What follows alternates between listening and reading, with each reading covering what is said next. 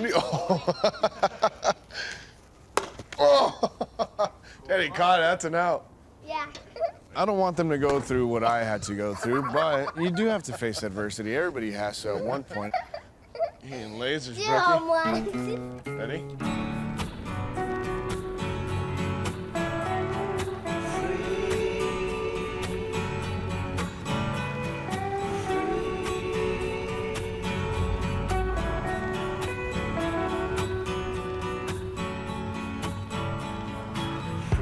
Ciudad Obregón, in the Mexican state of Sonora, the place where Marco Estrada was born.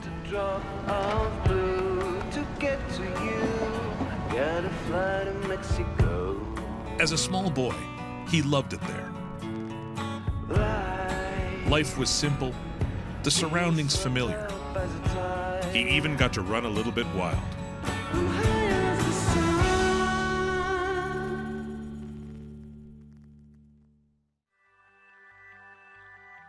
I had to have been under 5 years old, and I remember being out on the street, playing with friends or just being out kind of late at night. I did a lot of bad things, you know, broke a lot of stuff that didn't belong to me, and I look back and go, what was I doing out on the streets at 5? Like, I guess that's how it was over there. When he strayed too far, his mom, Marissa, was always there to set him straight.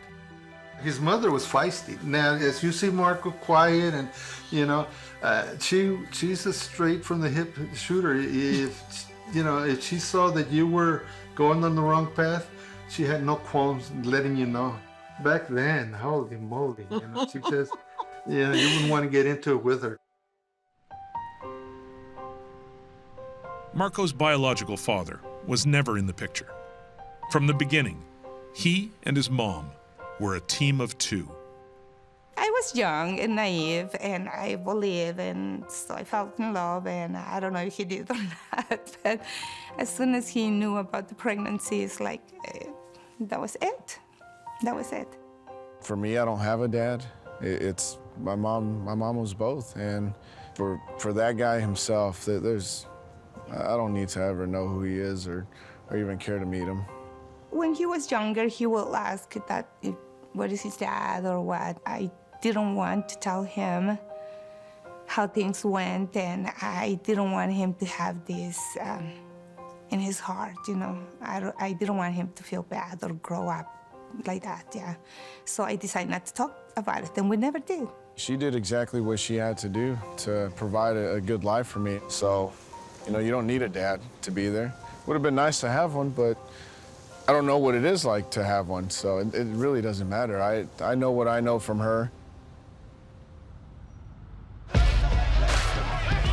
Things started changing in Obregón.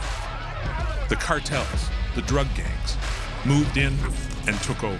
Somehow all these problems arise with the drug dealers, big problems. So we had to be very careful now. A lot of really bad activities in Mexico with the narcos, you know, because there was even bazookas being used to the point that she was really scared. Both our countries have made a strong commitment to fight the scourge of narcotics and drug trafficking.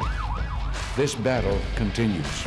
Seeing all the kids in my neighborhood getting hooked in drugs, a lot of them, and I didn't understand how things went from this, where it was beautiful and level, to down, all the way down there. And I said, no, I knew I was leaving everything behind, everything that I know. Marco didn't understand why they had to leave home. I explained to him that we're moving out of Mexico, that we're going to USA, and oh boy, he starts having a meltdown. I said, but mijo, it's gonna be a better life for us. I was complaining the entire time how I don't want to speak English, I don't want to live over there, I'm gonna miss my friends. The day he was turning 6, on his birthday, we start traveling from Obregón City to Mexicali. Then my sister and her husband, they come over and pick us up. And we were about to cross the border, and then he goes, I don't like it here, Mama. I'm not gonna be happy, never, never in USA. You know, he's really upset. And then across the border, you know, there was some McDonald's. All this time he was speaking in Spanish, and then he was in English. Uncle, can we have Manonas? And I said, excuse me, you say you're not gonna like anything from USA. Oh, I like McDonald's. So from there, I mean, the happiest kid ever. For Marissa and Marco, it wasn't quite as perilous a trek as it is for some.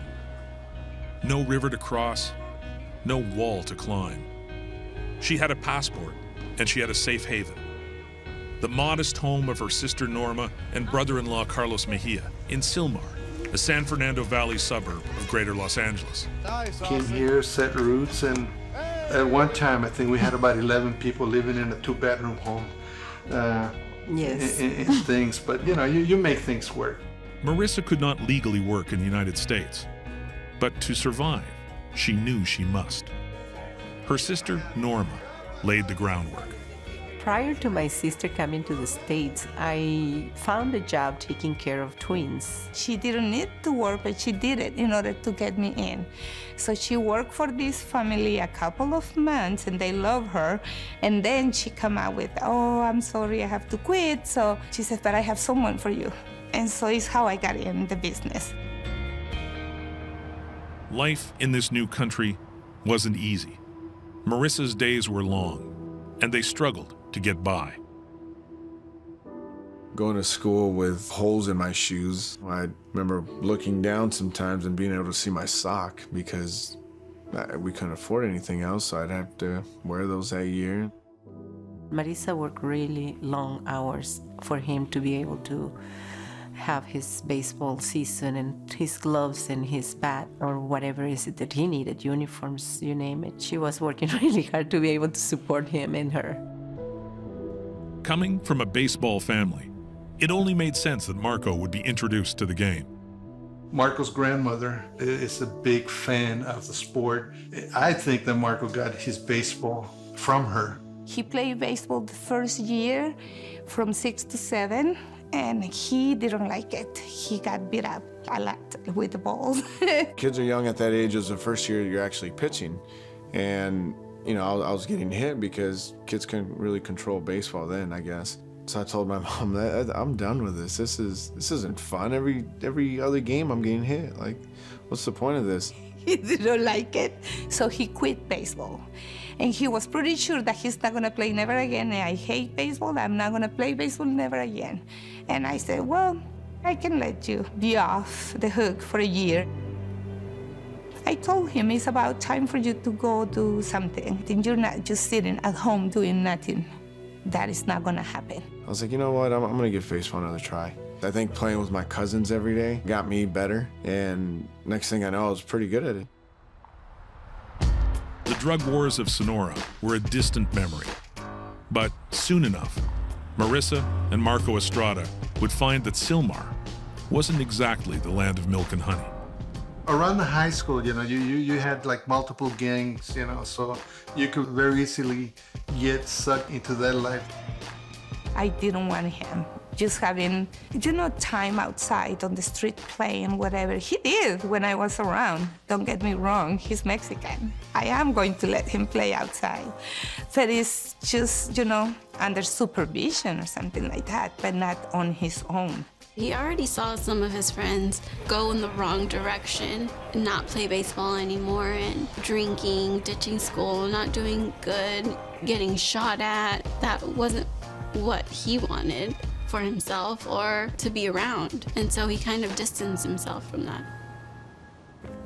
Then, as now, there was nothing obvious to suggest Marco Estrada could be a great athlete. He wasn't the biggest, the strongest, the fastest.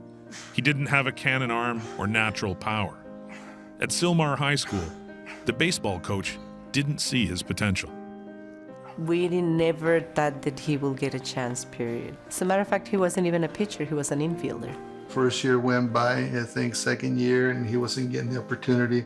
Yeah, it motivated me. It pissed me off. You know, I felt like I belonged there, but I was told I didn't. It took another player's misfortune to finally land him a spot on the varsity team, and that only as an afterthought. On a break, the other pitcher, you know, they went skiing and he broke his arm, so they didn't have any more pitchers.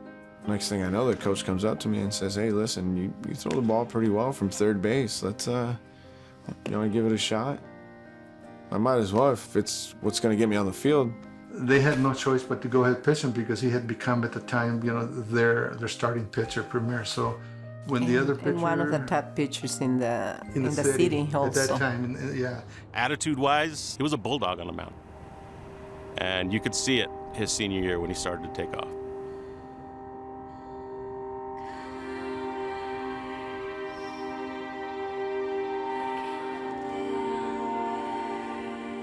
This kid started from very little. As a 9th, 10th, 11th grader, just an average high school baseball player. His senior year, he took off. The message is always the same. Look at that wall.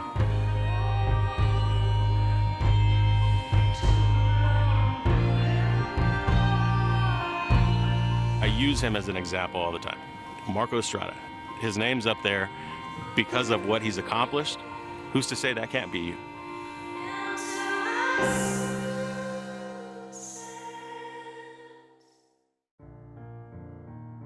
When he excelled in his senior year at Sylmar High School, the coach at Glendale Community College spotted him. And so, Estrada joined a group of players hoping to land a university scholarship. I ended up pitching really well for, both years there in junior college, and was starting to see letters coming in from all types of D1 programs. Long Beach came, and this is where I've been wanting to go the last 2 years. I had enough credits and stuff to be able to transfer, at least I thought. I spoke to the Long Beach guys, and they told me, "Hey, you're missing one class, and you can do it over summer. You pass it, we can get you in." I'm like, perfect. Go to summer school, did well. Next thing I know, I get a call from one of the coaches, and he tells me, "Listen, Marco, we told you to take the wrong class. We're not gonna be able to transfer you over." Wait, you're telling me that I'm not gonna be able to play because I was told to take the wrong class? So at that point, I thought that was it. I thought I was done. That academic miscue meant that he would miss an entire year with no scholarship, no income, nothing. His girlfriend and future wife, Janae, who had been with him since they were both in high school, worked to support them both. At my lowest points, she was there for that. Things that I didn't share with anybody else, even my mom, I shared with her.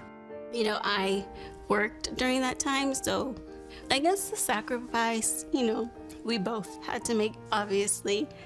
I'm glad he didn't give up, because he could have easily did that. She stuck with me. She grinded it out, and like I said, supported me. And she helped out with everything, with having someone by my side and just, reminding me that I can do this. Hey, Don. Long Beach State University enjoyed a unique place in the world of college baseball, with a long list of famous alumni who had made the major leagues. In his one season at Long Beach, Estrada made believers and worked his way through the ranks to the top of the rotation. 2005 was destined to be Estrada's draft year. The Washington Nationals selected him in the 6th round. Yes, I was with him at home in California, in San Fernando, in my house, and we were waiting by the computer. And I remember his mom saying, "Steve Hammond got drafted," which was one of his teammates.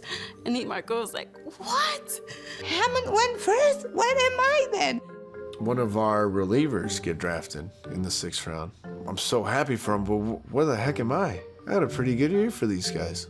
We go look, and Marco's name's like right above his. And we're like, "Look, he's right there." Oh my gosh, I missed it. Like, God, you made me go through all this for no reason. Estrada took some of the money from his signing bonus and bought himself a flashy ride, a Mustang Cobra.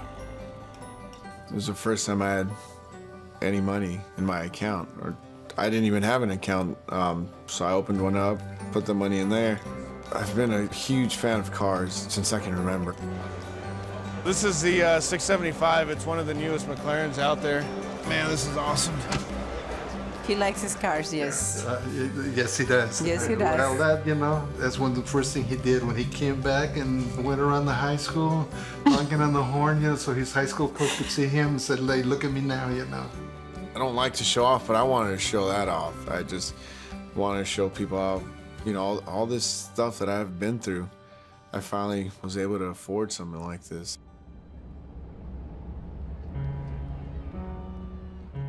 Estrada struggled to make an impression in the Nationals minor league system and was waived before the 2010 season. He was picked up by the Milwaukee Brewers. Along the way, he had begun to perfect the pitch that would provide the eureka moment of his career. I met this kid, Clint Everts, and I told him, listen, you have a really good changeup, and I think that's something that I can use or I need because things just aren't going well for me. So he showed me the grip. And I think 2 days later, I started throwing it. I'm getting swings and misses. I'm going, I think I found something here. In 2011, Estrada fully established himself as a big league player with the Brewers. Got him swinging for the second. The next 2 seasons, he shifted between starting and long relief, putting up solid numbers, albeit with a troubling home run rate.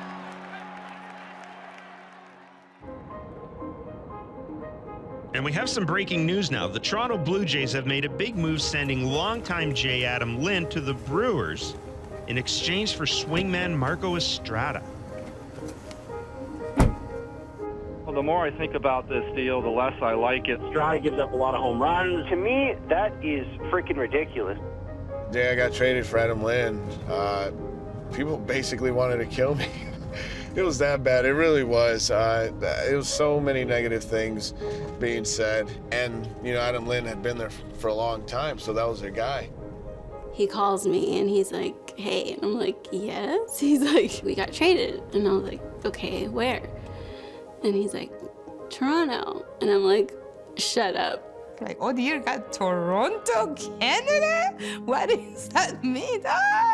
It's another country. All you hear is stories about how the traveling, you gotta go through customs all the time, just thinking the worst of everything.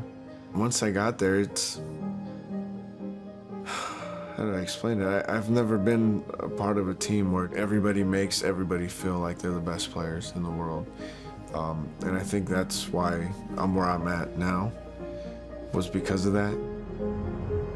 No one, including his manager, really knew what to make of Estrada during his first spring training with the Blue Jays. Marco Estrada, this is a guy who might be a swingman for the Blue Jays. They're not real sure what they want to do with him. I went out and got just destroyed. I mean, it's one of the worst games I've ever had in my entire career. First impression is everything, right? My first impression wasn't the greatest. I think I got 1 out, maybe 2 at the most. Give up like 7 runs. And then the season starts. And the very first batter I face, I give up a home run. And I go, I can't believe that just happened. There's a high fly ball. This has been a problem for Estrada. He led the majors in home runs allowed a year ago. Like, they still made me feel like they wanted me and I was a good player and whatnot. Next time I went out there, had a really good outing. I think the entire month, I don't know if I gave up another run as a reliever. I remember, I think it was, they were playing Boston, and I don't know who started, but they went like 1 or 2 innings. He came in with bases loaded, no outs, came out with 1 run, and we ended up winning that game, or at least it could have been blown out at that point. And we thought, man, that's pretty impressive. And we put him in the rotation. If anybody's honest with you, I don't think anybody would tell you they expected him to be as good as he's been. Estrada took his place in the Toronto rotation and has never let it go. I don't know where the Blue Jays would be without Marco Estrada. Estrada, one of the best changeups in all of baseball. Marco Estrada having a career season. The Jays made it to the playoffs for the first time in more than 20 years, and Estrada faced the pressure of postseason baseball. I think because of everything that I've been through in my life, it's prepared me for that stage. Dealing with so much negativity and so much failure. Getting to that point, took it all in, and I said, it's just another game. You've done this before. Why do you have to change anything? Because there's more cameras on you? Because there's a little more fans, maybe? Because it's a little louder? You don't have to change a thing. This will be known as the Marco Estrada game. Good news for Blue Jays fans. The Jays have signed pitcher Marco Estrada to a 2-year, $26 million deal. The money allowed Estrada to do what he had long dreamed of doing. He goes, I want to talk to you. And I goes, yes. And he goes, I want you to move to Arizona, and you don't have to worry about to work or anything. I told her, listen, I think you've done enough for me. You've done enough for our kids. You've done enough for everybody. I told her, I need you to come out to Arizona. I'm going to get you a place out here, and you don't have to work anymore. I'm not used to people taking care of me. I'm just to be the one who's taking care of people. This is my only son. I was very grateful for that, and to Marco to think of me where he wants to have me close. It meant a lot to him because she worked so hard when he was younger and gave up, so much for him and did everything for him. So now he's able to do that for her. In the off-season, Estrada lives in Arizona with Janae and their 2 children, Brooklyn and Blake, and with his mother, Marissa, nearby. How would you describe Marco the dad? Marco the dad.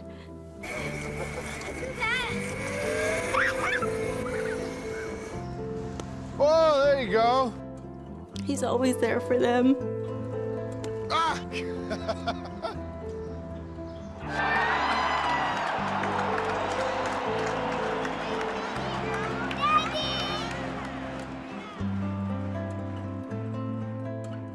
He didn't have a dad. And he's total opposite. I couldn't have asked for a better father for my kids.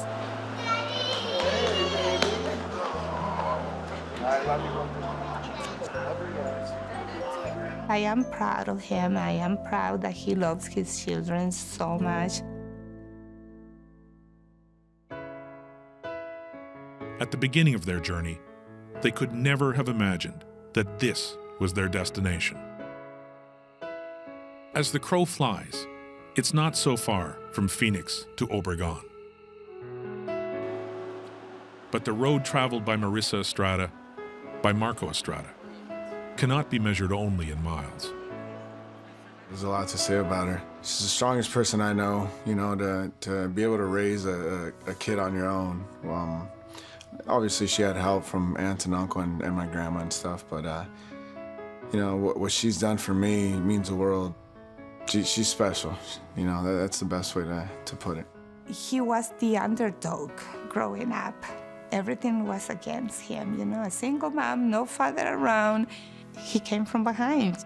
He did it because the guy wanted to do that. He's a very strong-minded kid. He set his goals and he went for them, yeah. And he got them.